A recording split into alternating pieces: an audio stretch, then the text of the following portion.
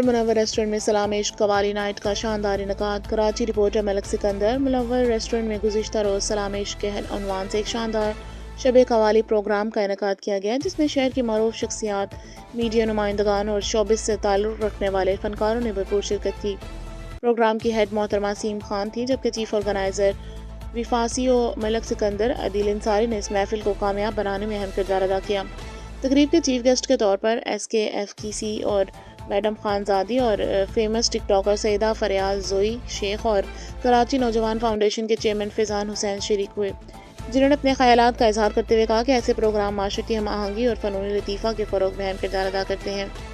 اس موقع پر media percent اور دیگر شوبز اور میڈیا سے وابستہ نمایاں شخصیات بھی موجود تھیں، جنہوں نے قوالی نائٹ کے انتظامات، آرٹسٹوں کی کارکردگی اور خوشگوار ماحول کو سراہا۔